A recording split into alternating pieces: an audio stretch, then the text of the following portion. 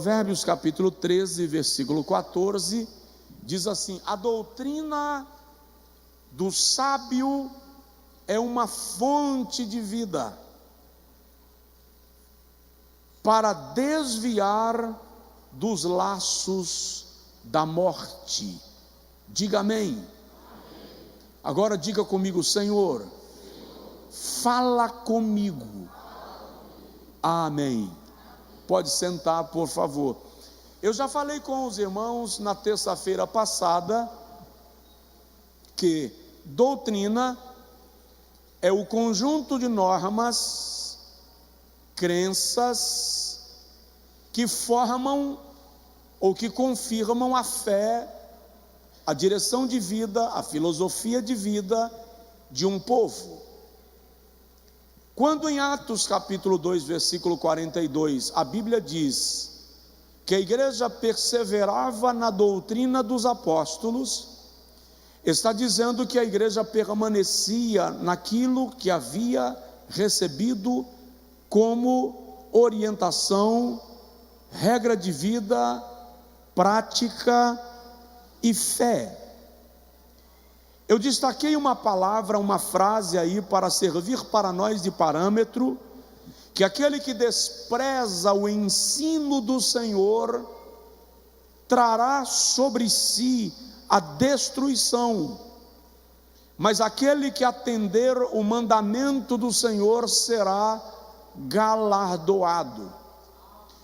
Alguns estudiosos dizem que a Bíblia tem cerca de 6.168 ordenanças, 6.168 mandamentos.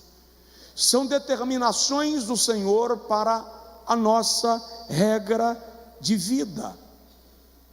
No texto que nós acabamos de ler, Salomão declara para nós que a palavra do Senhor, que o ensino do Senhor gera galardão. Por quê? Porque a doutrina do Senhor nos ensina a prudência, nos ensina a sabedoria. No restante do esboço que o irmão recebeu semana passada, deu para ver, se você viu, eu trouxe uma relação de tipos de doutrinas e aí coloquei lá a doutrina do fariseu. Seria importante você ter lido, até para você entender os tipos de fariseus que havia, os grupos de fariseus que havia nos dias de Jesus. Todas as vezes que Jesus repreende os fariseus, a base da repreensão era a hipocrisia religiosa que eles praticavam, impondo julgo sobre aqueles que lhes ouviam, quando eles mesmos não colocavam em prática a palavra do Senhor. Dentro da perspectiva da doutrina dos apóstolos, nós vamos encontrar aquilo que Paulo chama de a minha doutrina, o meu ensino. Na verdade, queridos, quando nós folheamos a Bíblia Sagrada, nós percebemos que nenhum outro recebeu com tamanha clareza de Deus revelação e entendimento do mistério da salvação.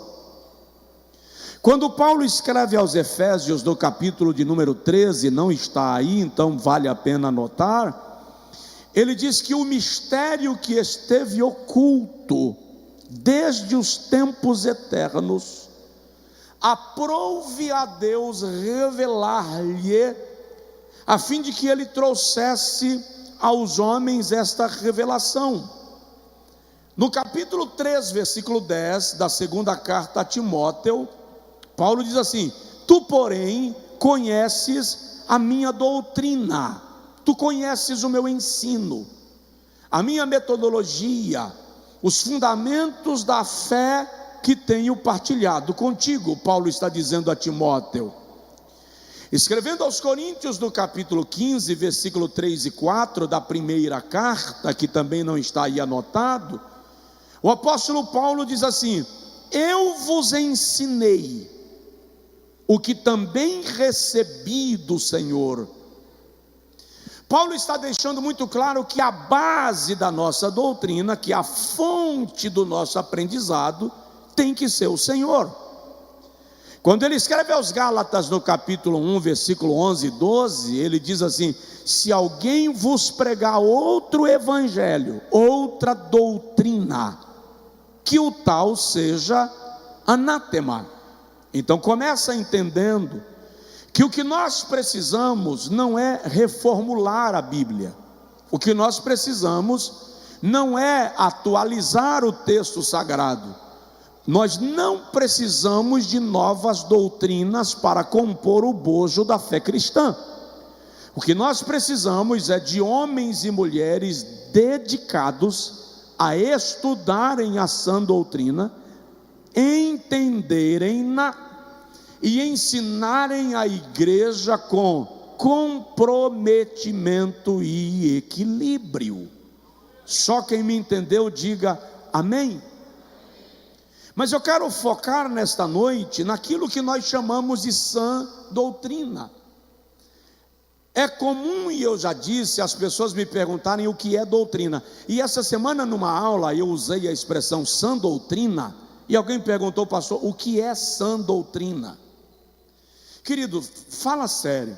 Na verdade, não se ofende pelo amor de Jesus, porque não é a ideia, mas nós vivemos uma geração de analfabetos bíblicos, gente que não conhece as Sagradas Escrituras quase de forma nenhuma. Nós somos uma geração de igreja rasa, no que se diz respeito ao conhecimento da palavra de Deus. Esses dias eu ouvi alguém soltando uma baita de uma heresia numa pregação, e a igreja quase entra em êxtase, e é completamente antibíblico o que a pessoa falou. Então, isso se dá porque nós estamos numa geração que está deixando a escola bíblica falir, e nós estamos numa geração que não valoriza o culto de ensino. Nós estamos numa geração que tem a Bíblia como enfeite de prateleira, mas não mais como livro de consulta. E esta igreja, e aqueles que são alcançados por nós, em nome de Jesus Cristo, terão conhecimento da palavra de Deus, e mais do que isso, paixão pelas Sagradas Escrituras, em nome do Senhor Jesus. Eu estava chegando num ginásio para pregar uma certa feita, era um ginásio de esportes, e o evento foi no ginásio, e era um domingo pela manhã, e o irmão foi me buscar, e quando eu estava subindo a escadaria do púlpito para chegar ao local da pregação, o irmão me puxou aqui no paletó, e aí eu parei, dei uma olhada, e ele fez assim: ô pastor, desculpa, é que eu esqueci de lhe dar um recado. O pastor pediu para eu lhe avisar que hoje a mensagem não precisa ser aquela mensagem bíblica, cheia de referências, porque é manhã de avivamento, dá o brado que o fogo pega. Eu já estava no segundo ou terceiro degrau da minha subida, e eu desci de ré, e falei com ele: irmão, o irmão acabou de me apertar sem me abraçar, porque quem acende o fogo é a palavra de Deus, e se a palavra não acender o fogo, será fogo de palha. Entende? Então, o que é sã doutrina? É o conjunto de doutrinas cristãs, biblicamente fundamentadas nos ensinos de Jesus.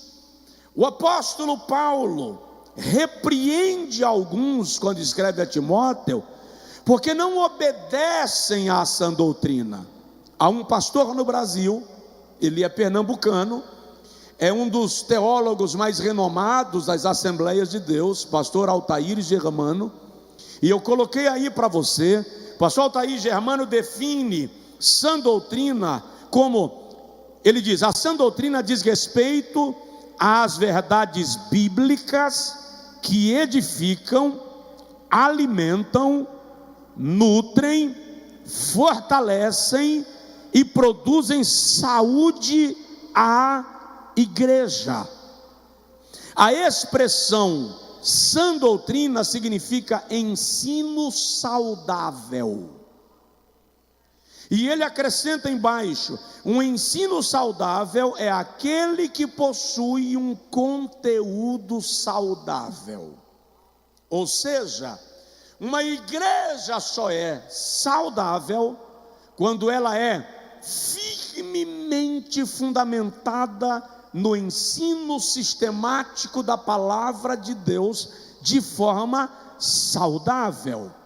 Agora, o que eu quero compartilhar com os irmãos desta noite é qual é o propósito da sã doutrina, qual é o objetivo, quais são as suas funções. Estou fazendo isso para lhe fazer entender o que é doutrina. No mês de agosto nós vamos começar a estudar algumas doutrinas bíblicas fundamentais. O Senhor Deus um dia disse através de Jeremias, no capítulo 9, versículo 23, assim: se alguém quiser se gloriar, glorie-se em me conhecer. Há muita gente na igreja que não conhece a Deus ainda. Vou te dar um exemplo. Há um tempo atrás chegou aqui uma irmã. Depois do culto ela me procurou junto com o marido e ela chorava muito. Quem mandou que ela viesse me procurar foi o pastor dela. Ela é membro de uma outra igreja aqui em Feira de Santana. Aquela irmã se convenceu que ela havia blasfemado contra o Espírito Santo. E ela estava desesperada. Eu estou condenada, pastor. Eu perdi a minha salvação. Eu vou para o inferno. E eu gostaria tanto que Deus me usasse. Eu tenho o temor de Deus. Pastor, eu estou arrependida. Eu preciso que o Espírito Santo me perdoe. E eu fui com eles lá para a minha sala e falei com ela: o que levou a senhora a se convencer de que a senhora blasfemou contra o Espírito Santo? Ela disse: vem pensamentos, quando eu estou vendo as coisas acontecerem na igreja, eu digo, isso não é do Espírito Santo. Isso aqui parece mais que é coisa do maligno do que coisa do Espírito Santo. E ela disse: isso é uma blasfêmia, eu perdi a minha salvação. Eu falei: minha irmã, deixa eu te perguntar, a senhora está arrependida? Ela disse: digamos que a senhora tenha blasfemado, a senhora está arrependida? Estou, sim, senhor pastor, pelo amor de Deus. A senhora quer ir morar no céu? Pastor, a minha salvação é o bem mais precioso que eu tenho. A senhora quer ser usada pelo Espírito Santo? Pastor, é o meu sonho. Eu disse a ela: a senhora não blasfemou contra o Espírito Santo. E ela parou de chorar, olhou para mim e perguntou: como o senhor pode ter certeza? Quem produz arrependimento é o Espírito Santo. Quem produz desejo de ser usado por Deus é o Espírito Santo. Quem gera desejo de ganhar almas é o Espírito Santo. A senhora está me dizendo que tem todos esses desejos. Isso é o Espírito Santo operando no seu coração o desejo de produzir no reino de Deus. Mas por falta de conhecimento, muitas vezes nós entramos em crises como estas. E há pessoas que terminam se afastando de Deus por causa disto. Então, qual é o propósito da sã doutrina? Primeiro, ela é pedagógica ou edificadora. A sã doutrina, queridos, é o conteúdo de excelência que orienta a vida do cristão. Ela provém exclusivamente da palavra de Deus. Agora olha para mim, a sã doutrina não pode ser do achismo do pastor, não pode ser do achismo do pregador.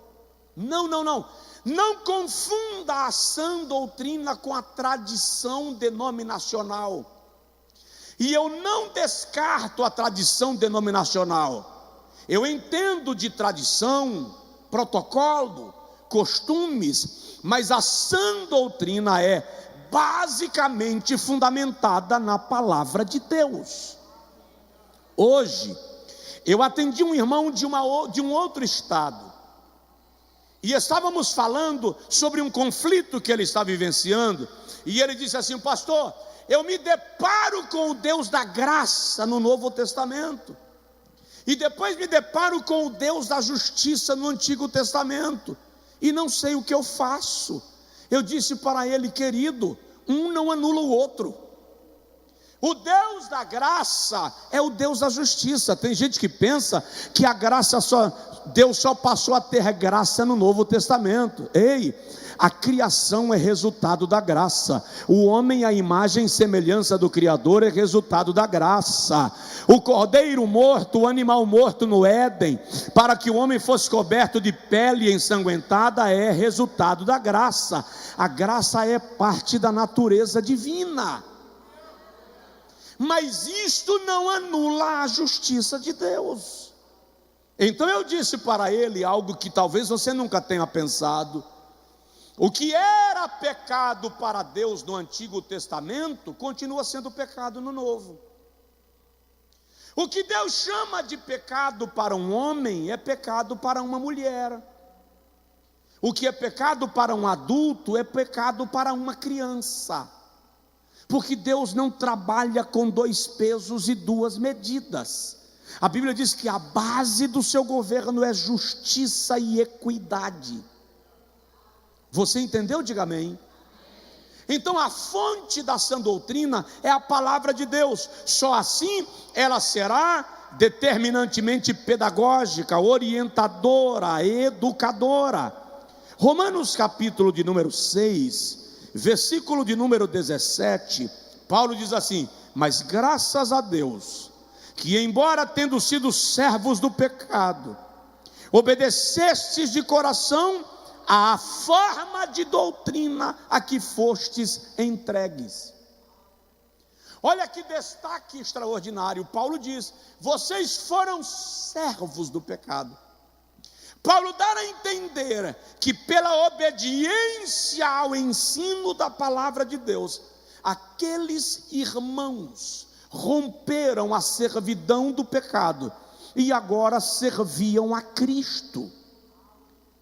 Lá na epístola aos Efésios, capítulo de número 4, versículo de número 11 até o versículo 14, e eu vou avançar nesse texto, Paulo diz assim: e ele mesmo deu. Olha para mim, por favor. Olha só. E ele mesmo deu uns para apóstolos, e outros para profetas, e outros para evangelistas, e outros para pastores e mestres. Preste atenção nisso. Esses 4 ofícios que Paulo aborda em Efésios 4:11 não são títulos. Qual é o problema da igreja brasileira? A igreja brasileira transformou isso aqui em credenciais. Ser apóstolo virou a ambição ministerial de muita gente. Eu conheço um camarada, um empresário bem-sucedido. E um dia me encontrei com ele numa igreja onde eu fui pregar. E na saudação eu fiz menção dele. Que bom que veio, irmão fulano. Ele ficou de pé e disse assim: eu fui ordenado ao pastorado. Eu disse: amém, Deus abençoe, pastor, que alegria, que prazer. Um ano depois eu fui pregar na mesma igreja, e ele estava lá, e eu disse: eu quero agradecer a Deus pela vida do pastor fulano. Ele levantou e fez assim: eu fui ordenado ao bispado. Eu disse: amém, bispo fulano. Depois me convidaram para um café de pastores, e lá vou eu. Quando cheguei no café de pastores, eu disse: ô bispo, que bom te ver. Já sou apóstolo, varão. As pessoas não entendem no Brasil que Efésios 4:11 não é credencial física, não é título, é ofício, é unção. Ele mesmo deu unção para apóstolos, profetas, evangelistas, pastores e mestres. E o que distingue um apóstolo? O apóstolo é aquele que navega nos 5 ministérios com a mesma facilidade. Levanta assim a sua mão, por favor. Levanta assim a sua mão. Faça o seu dedo indicador tocar no dedo mindinho face a face. Face a face. Tocar assim eu também consigo. Face a face. Faça o dedo anelar tocar no médio face a face. Consegue? Não. Agora faça o polegar tocar nos dedos face a face. Olha a facilidade que eles tocam. O ministério apostólico se caracteriza pela capacidade divina que leva aquele ministro a tocar todos os ministérios com a mesma facilidade. Não precisa receber óleo na cabeça, ser consagrado, receber credencial. Isso aqui quem dá é o Senhor Jesus.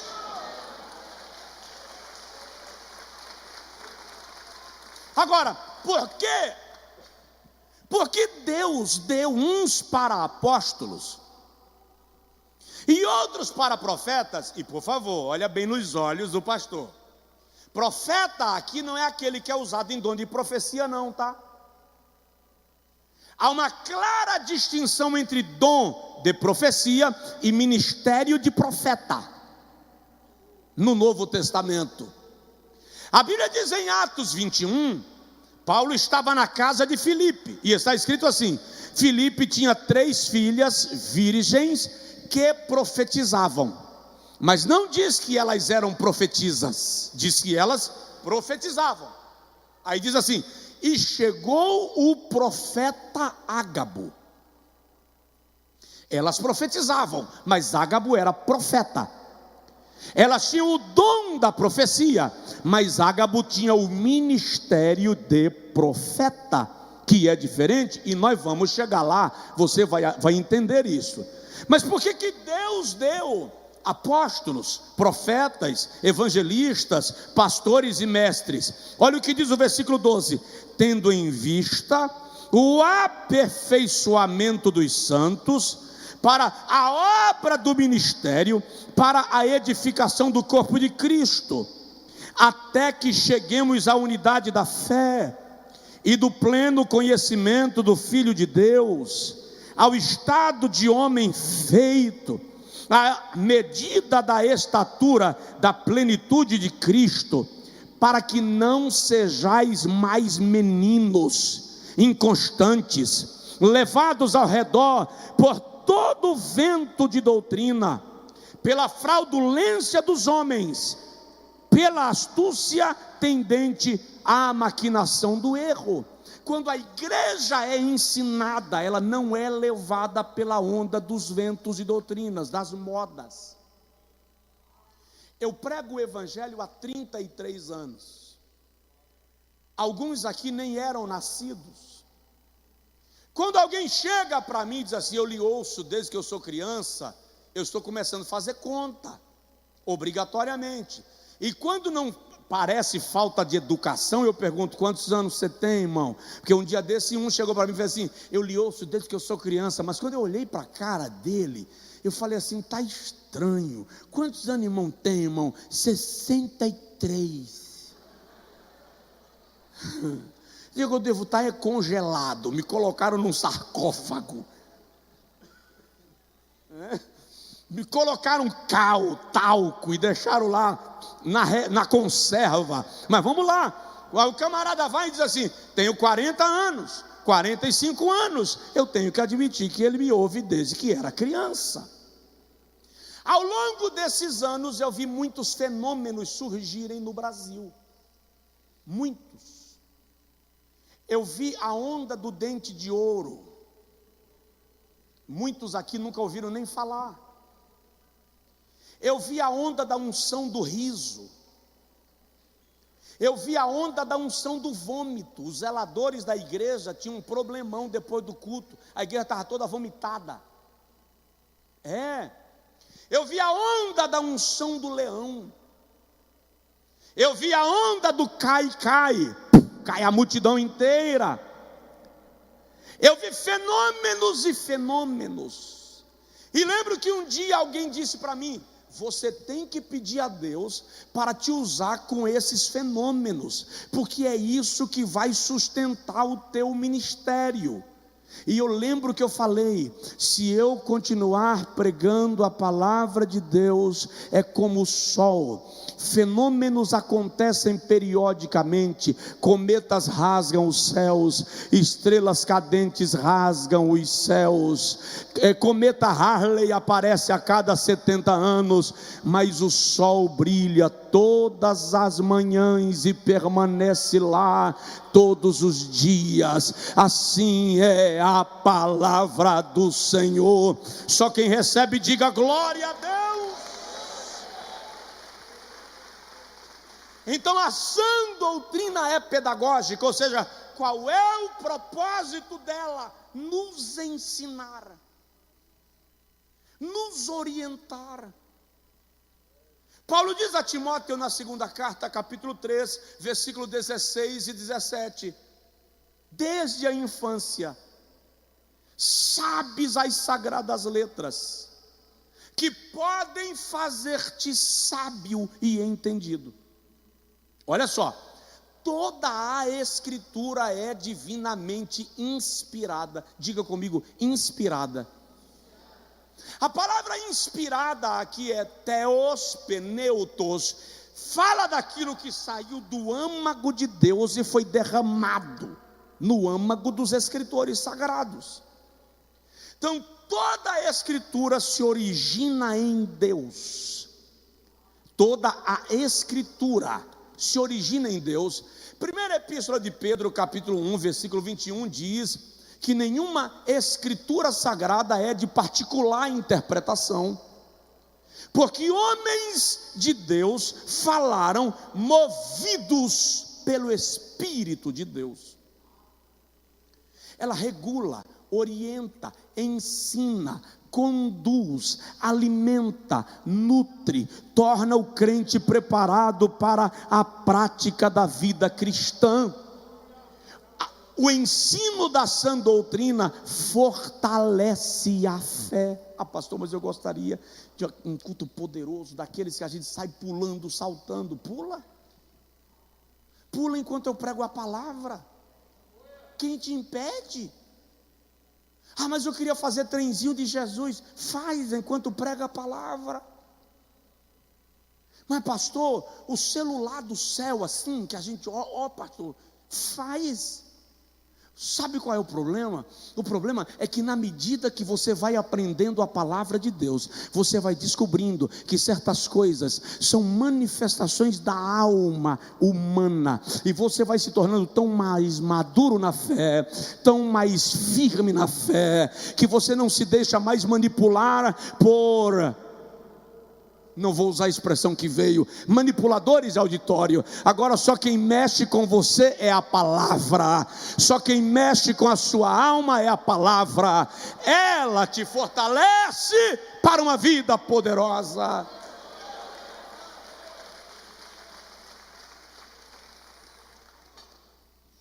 Segundo lugar, a sã doutrina é reguladora. Ela vai te estabelecer parâmetros para a vida, vai reger a tua vida cristã, vai guiar a tua caminhada, a oração, a pregação, o ensino, o culto. A sã doutrina vai orientar o teu padrão de serviço no reino de Deus. Mas presta atenção, eu digo aí, não é para ela ser apenas crida, é para ser posta em prática. A sã doutrina vai gerar em nós santificação. Olha o que Jesus diz, João 17:17: santifica-os na verdade. A tua palavra é a verdade. O ensino bíblico vai regular a tua vida. Tem coisas que você faz que o ensino da palavra de Deus vai te provocar incômodo. Tem coisas que você não faz, que o ensino da palavra de Deus vai te provocar a fazer, porque a palavra vai gerar santidade. João 17:18, assim como tu me enviaste ao mundo, também eu os enviei ao mundo, e por eles eu me santifico, para que também eles sejam santificados na verdade. Você vai perceber, querido, que é a compreensão da palavra de Deus que vai colocar as coisas em ordem na tua vida cristã, que vão te dizer que servir a Cristo de fato vale a pena. Agora, a sã doutrina vai te dizer que não basta crer no sacrifício de Jesus, é preciso se submeter ao seu senhorio. A sã doutrina vai te dizer que não basta crer na Bíblia, é preciso seguir a sua orientação. A sã doutrina vai te dizer que não basta crer na santificação, é preciso buscá-la. A sã doutrina vai te dizer que não basta crer que é necessário amar o irmão, é preciso praticar esse amor. Ou seja, não é só para ler e crer, é para ser posta em prática, porque o mundo saberá que somos discípulos de Jesus quando colocarmos em prática aquilo que Ele nos ensinou. Meu sonho de consumo, que as pessoas reconheçam de que igreja somos, pelos nossos gestos, traços, padrão de saudação, padrão de conduta, padrão de vestimenta. Ninguém me convence que Jesus queria fundar uma religião. Cristianismo não é um movimento religioso. Cristianismo é modo de vida, padrão de vida. Você olha para um árabe e sabe que é árabe pelo padrão com o qual ele se apresenta. Você olha para um escocês e sabe que é escocês pelo padrão com o qual ele se apresenta. Desculpa agora eu ser denominacionalista, e logo eu que falo tanto contra o denominacionalismo exacerbado, mas me permita ser agora. Eu quero que o indivíduo saiba que você é cristianismo sem fronteiras, pela maneira que você chega, pela maneira que você entra, pela maneira que você saúda, pela maneira que você negocia, porque nós somos representantes do reino de Deus.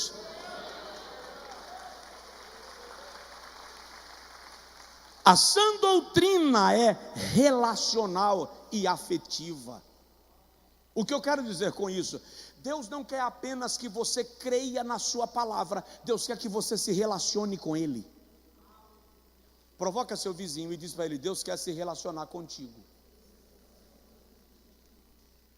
A maioria de nós está na igreja, mas não tem uma relação próxima com Deus, não o sente. Boa parte de nós não conhece a Deus, não tem com Ele algo além do intelectual. Ou seja, a sã doutrina não é para ser apenas cognitiva, é para tocar com o nosso coração. Não é só uma questão de aprender e saber, é uma questão de sentir. A Bíblia diz em Gênesis 5:24 que Enoque andou com Deus. Gênesis 6:6 diz que Noé andava com Deus. Êxodo 33:11 diz que o Senhor falava com Moisés face a face. Segundo livro das Crônicas, capítulo 20, versículo de número 7, diz que Abraão era amigo de Deus. João capítulo 15, versículo 16, Jesus diz: eu não os terei por servos, terei por amigos. Porque o servo não sabe o que faz o seu senhor, mas eu compartilhei com vocês os segredos do meu Pai. A grande pergunta é: nós temos um relacionamento real e próximo com Deus e a sua palavra? Você sente Deus? Você conversa com Ele? Conversa, pastor, todo dia. Mas você conversa com uma pessoa ou com uma sombra? Com uma pessoa ou com um fantasma? Você conversa com uma pessoa ou com uma nuvem? Como é a tua relação com Deus? Por que nos tornamos fracos na fé?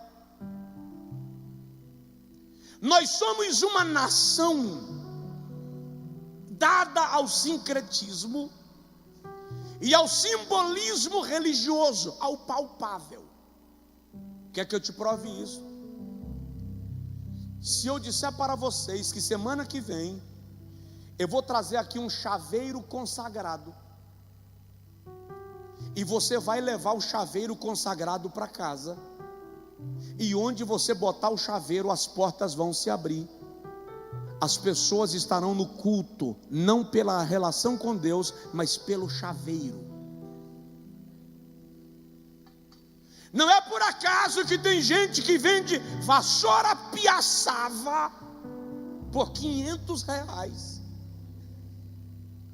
para varrer os demônios da calçada da sua casa. Não é por acaso que o cara chega ali no Jacuípe, enche 1000 frasquinhos de água do Jacuípe, diz que é água do Jordão, e vende por R$100, e o camarada compra e bebe, porque a água do Jacuípe, ou não, é do Jordão, vai curar de toda e qualquer enfermidade. Porque nós vivemos uma nação que exerce a fé com base no palpável. Isso abre caminho para a manipulação. Isso abre caminho para a falcatrua gospel, para o charlatanismo. Não é por acaso que o camarada chega e faz uma manipulação neurolinguística e consegue fazer você sair daqui dizendo: nunca recebi tanta unção na vida, quando na verdade você recebeu uma chave de comando que alterou o teu comportamento psíquico, e você diz que foi o Senhor. Porque nós temos pouco de relação com Deus. Quando nós temos pouco de relação com Deus, nós somos muito facilmente levados por aquilo que Paulo chama de ventos de doutrina. E eu não sou contra, já fiz aqui.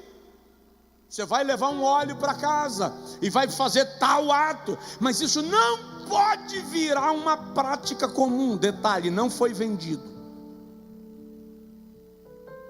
Isso não pode virar um hábito.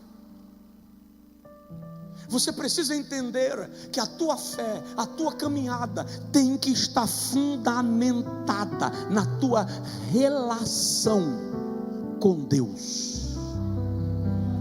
E o conhecimento da palavra do Senhor vai te levar a esta relação pessoal com Ele, vai te levar ao conhecimento pleno dEle. Você me entendeu? Diga amém. Agora diga comigo: Senhor, eu quero me relacionar contigo.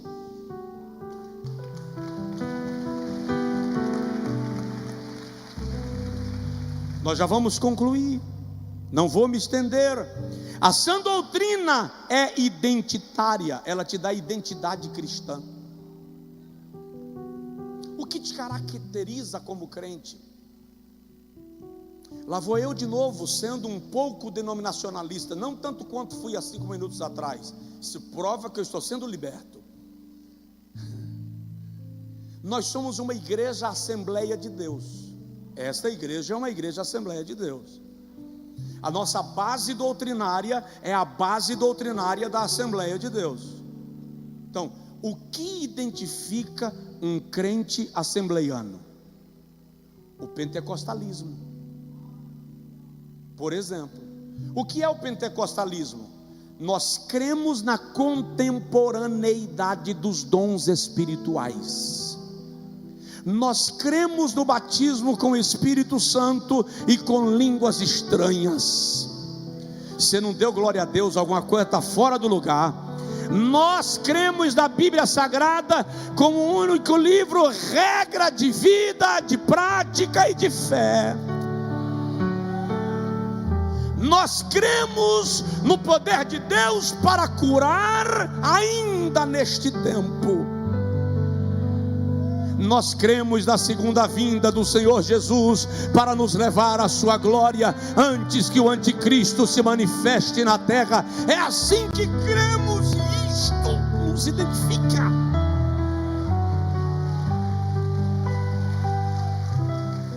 Esta é a nossa identidade doutrinária. Ah, mas eu não creio assim. Deus te abençoe. O fato de eu crer diferente de você não me leva a desconsiderar você como irmão, mas o fato é que nós precisamos ter identidade cristã. O afastamento dessa identidade nos descaracteriza. As pessoas deixam de identificar quem nós somos.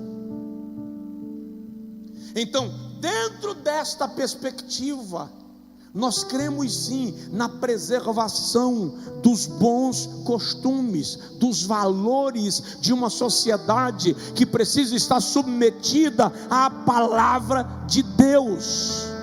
Você me entendeu? Diga amém. Então diga comigo: eu tenho identidade cristã. O problema de pregar sobre nossa declaração de fé é que eu vou precisar dar ênfase a algumas coisas que talvez nunca tenha sido dado ênfase tão assuntosamente como será feito. Mas você precisa saber quem você é. Quem você é em Cristo, quem você é como cristão, em que eu creio, por que eu creio. A sã doutrina é confessional. Eu creio e confesso. Diga comigo: eu creio e confesso. Repete: eu creio e confesso. Só mais uma vez: eu creio e confesso em Deus Pai, Criador dos céus e da terra, em Jesus Cristo, seu Filho, nascido de uma virgem, que viveu sem pecado, morreu pelos meus pecados e ressuscitou ao terceiro dia. Eu creio e confesso no Espírito Santo, que opera a obra regeneradora para a minha salvação. Eu creio e confesso nas Sagradas Escrituras como palavra de Deus, inspirada, inerrante. Eu creio e confesso no plano da salvação, o perdão dos meus pecados e a certeza de vida eterna. Aleluia! Glória ao nome de Jesus.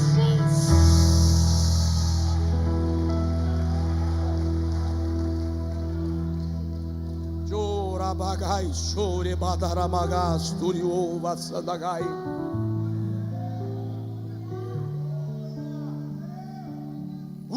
Que essa igreja nunca teve uma pregação tão assembleana. Eu vou terminar. A sã doutrina é apologética. O que significa o fato de a sã doutrina ser apologética? Ela tem por missão combater os erros e desvios teológicos tão comumente cometidas nos púlpitos da igreja no Brasil e no mundo. Nós não precisamos inventar inovações e modas para que o poder de Deus opere em nós. Paulo diz a Timóteo que nos últimos tempos, segunda carta, capítulo 4, muitos dariam ouvidos a espíritos enganadores, teriam comichões nos ouvidos e não suportariam a sã doutrina, e elegeriam para si homens para ensinar-lhes segundo o seu próprio erro. É função da sã doutrina combater a heresia na casa. Vou citar uma última referência e não vou citar as demais, senão a gente não termina. Atos dos Apóstolos, capítulo 20, versículo 28 a 31, não está anotado aí no texto, você pode anotar. Atos 20, 28 a 31. Paulo vai sair para a sua terceira viagem missionária. Alguns estudiosos dizem que foi a última. Por alguma razão, Paulo está muito preocupado. Entre outras razões, uma doutrina chamada de gnosticismo estava invadindo a igreja naquele século. O gnosticismo misturava diversas religiões, filosofias, ao evangelho e pregava como critério para a salvação. Isso está acontecendo hoje. Tem meio mundo de palestrante aí, de coach. A questão aqui não é o coach enquanto função, mas tem meio mundo deles misturando filosofias hindus, filosofias de seitas orientais, com textos da Bíblia Sagrada e aplicando, e as pessoas achando que isso é Deus falando com elas. O gnosticismo trazia símbolos do judaísmo e implantava no culto cristão. Paulo está preocupado com isso, e ele reúne os obreiros e diz assim: olhai por vós mesmos, vigiai por vós mesmos, e pelo rebanho, sobre o qual Deus vos constituiu ministros, para apacentardes as ovelhas que ele adquiriu com o seu próprio sangue. Aí Paulo diz: porque eu sei que depois da minha partida entrarão no meio de vós lobos cruéis, que não pouparão o rebanho.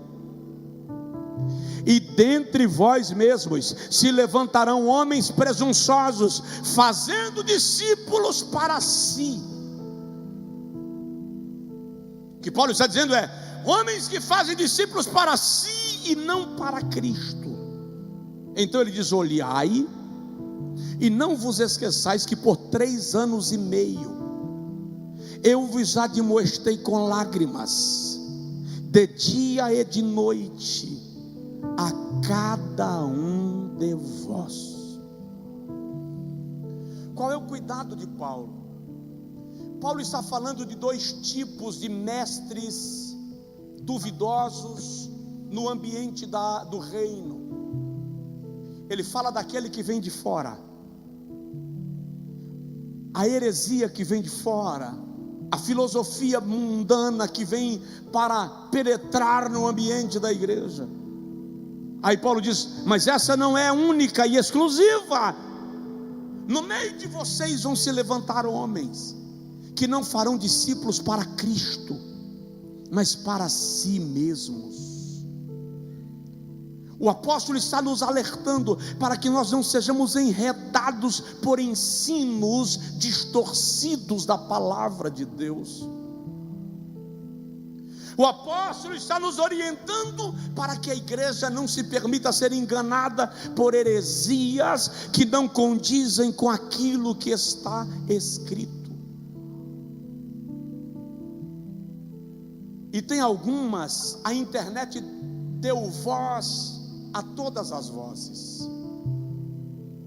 Já disse um jurista do Brasil que a internet deu voz,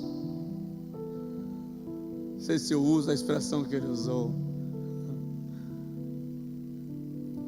eu vou aos ignorantes, eu vou forçar uma transformação. O termo que ele usou foi outro. A internet deu voz a todo mundo, E lamentavelmente muita gente consulta a internet em busca de entender um assunto e não olha quem é que está explicando, não busca descobrir a fonte. Quando você não se preocupa com a fonte, você corre o risco de beber água de esgoto, só porque ela está caindo na torneira. Quando você não olha a fonte, você pode beber água de fossa, só porque ela está sendo servida num copinho de água descartável da marca que você conhece. Então, igreja do Senhor Jesus, seja exigente, cuidadosa naquilo que vai receber como ensino doutrinário para a tua vida cristã. Preste atenção nisso. Disto depende a tua alma. Diz aí para o seu vizinho: disto depende a tua alma. Disto depende a tua alma. Fica de pé, por favor, quem puder. Quero orar com você. E a nossa oração agora é: Senhor, eu preciso entender isso aqui. E eu vou lhe dar uma sugestão. Daqui até terça-feira, leia cada referência desta do esboço que você recebeu. Busque entender a palavra, ruminar a palavra. Quando terminar o culto, você não lembrará de muita coisa que eu falei, mas você pode ouvir essa pregação de novo, com o texto na mão, pausando, para conferir a referência e entender o assunto. A sua fundamentação requer que você tenha o cuidado de garimpar aquilo que vai te alimentar. Ei, quem come no restaurante de vez em quando, ou pede comida de vez em quando, levanta a mão. Ok, você escolhe o restaurante onde você vai comer? O restaurante onde você vai pedir a comida, quem escolhe? Sim ou não? Ok, porque para alimentar o seu corpo você seleciona, porque você prima pela qualidade de quem serve e pela qualidade da comida, e para alimentar a sua alma e o seu espírito você não tem o mesmo critério.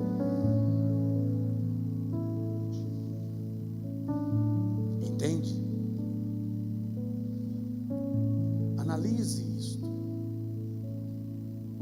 para que você não se alimente de comida duvidosa. Eu já disse aos irmãos, durante alguns anos eu tinha um problema intestinal crônico. Eu tinha uma cólica incurável. Era incrível. Um médico chegou a sugerir que eu deveria fazer exames para saber se eu não estava sofrendo de um mal chamado mal de Crohn. É incurável, é tratável, mas é incurável ainda. Quando as minhas viagens reduziram, as cólicas desapareceram. E aí eu vim descobrir, havia dias que eu tomava café da manhã na Bahia, almoçava em São Paulo e jantava no Acre.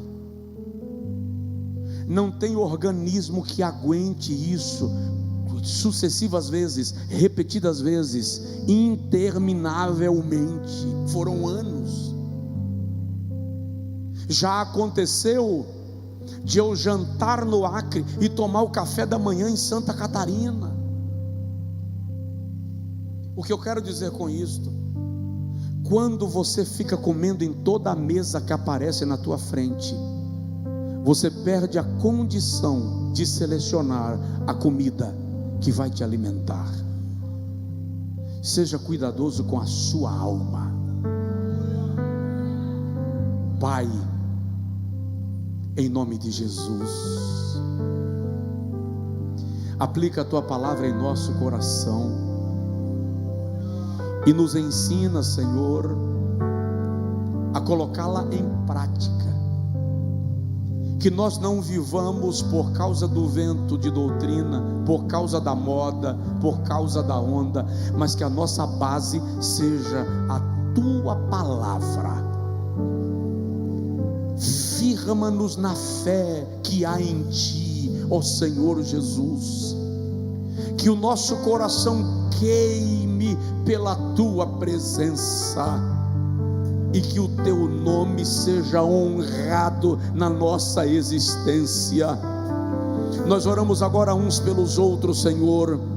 Eu oro agora por cada família aqui presente ou representada, por aqueles que estão conosco através do culto online. Que esta palavra rasgue o véu, alcance o mais íntimo da alma, e que o poder regenerador produzido pela palavra viva gere em nós a experiência cristã que nós precisamos, em nome de Jesus.